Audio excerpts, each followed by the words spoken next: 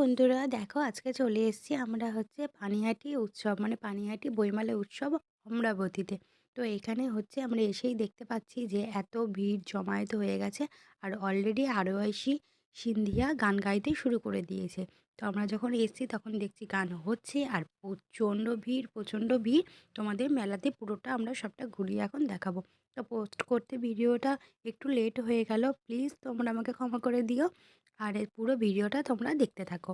অনেক অনেক চমক আছে, নতুন নতুন অনেক চমক আছে। তারপর চলে এলাম, দেখো এই যে রাইডটার এখানে, এই রাইডটা তো আমাকে দেখে বিভৎস ভয় লাগছে। আমরা যখন ইকো পার্কে গেছিলাম বা নিকো পার্কে গেছিলাম, ওখানেও কিন্তু এরকম ধরনের রাইড ছিল।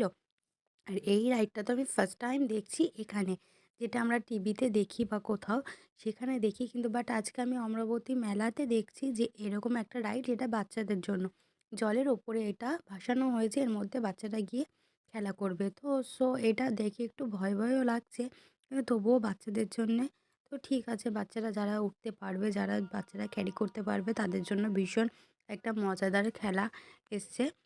তারপরে দেখো এখানে যে বীভৎস ভিড় আর এত রাইড রয়েছে, সত্যি কি বলবো।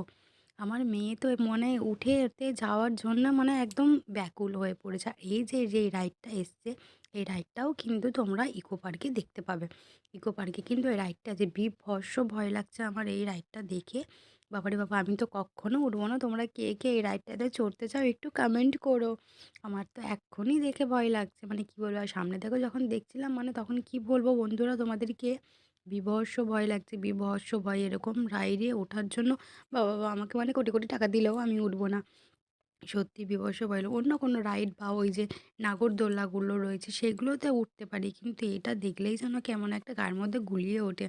আমি কখনোই পারবো না। তো আমার পুরো ব্লগটা কেমন লাগলো জানিও। Tata, by.